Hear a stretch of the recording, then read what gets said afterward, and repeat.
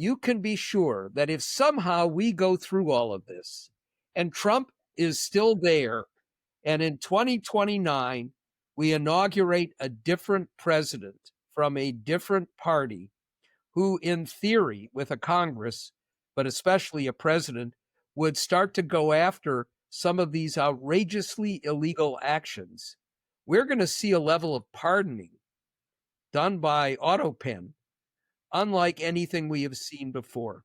Trump is going to pardon every single one of his cronies who have committed illegal acts, starting with Tom Homan, going to Pete Hegseth, going to everyone in his cabinet, to Stephen Miller, to everybody in the White House. And it puzzles me at this point, after this pardon for pay of an evil man who was accused of basically laundering money for the worst terrorist organizations because he participated in Trump's crypto scheme to the tune of many, many millions of dollars. Why do we not have a Democrat, at least, who has introduced a constitutional amendment to curb the notion of pardons for pay? It just that Democrats are not going on the offensive over any of this stuff, that they don't have their billionaires putting up ads all over the place on every medium that we still have the ability to access to point out the outrages and letting them basically dominate their own media blitz is beyond me. Well, it gets to a bigger issue. I was involved in a conversation earlier in the week, and people were saying, "Well, we have to, what do we have to do to restore democracy and so on and so forth." And somebody smart on the call said something, not me. Somebody smart on the call said something telling, which is, we talk about democracy and democratic institutions and so forth, but what really drives all these things is sort of the power structure of the country.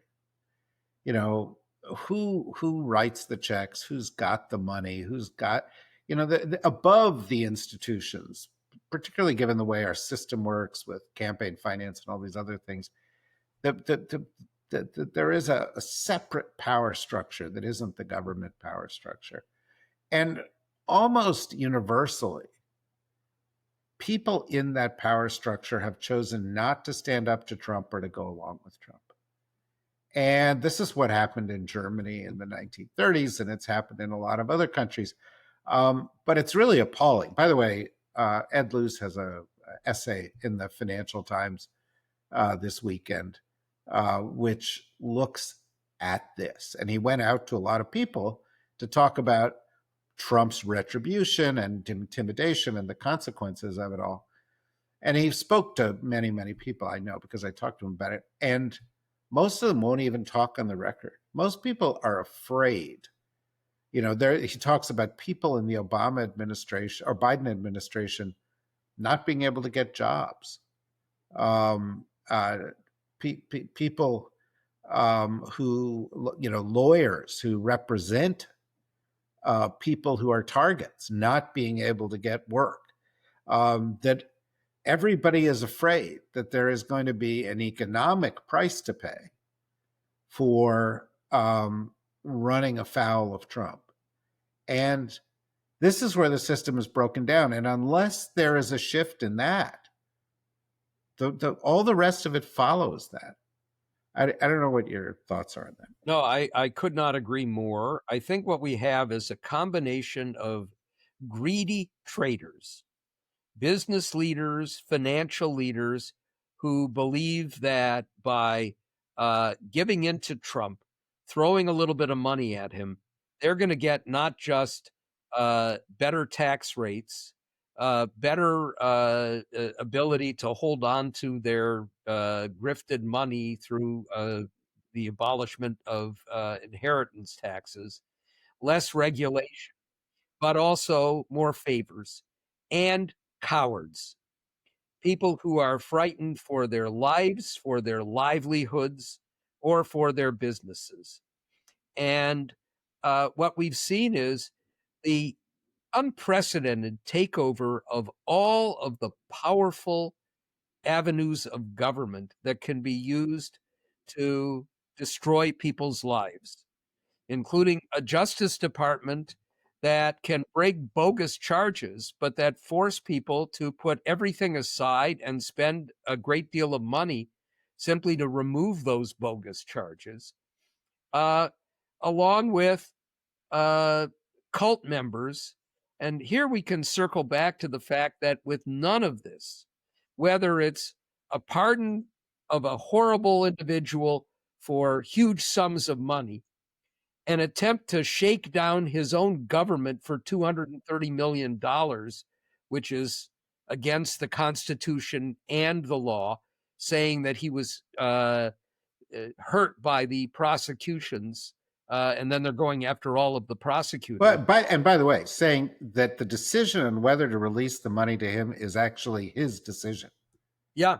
And then you have the illegal murders on both the high seas and in nation's own waters of fishermen. And the chair of the Foreign Relations Committee in the Senate, Jim Rich, says he's not going to hold any hearings on this.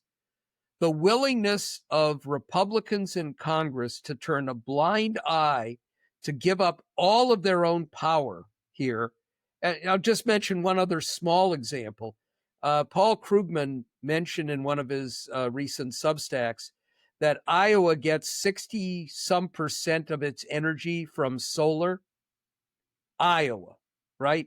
Trump is devastating solar, not only taking away subsidies, but putting huge additional costs on anybody trying to do, excuse me, not solar, wind.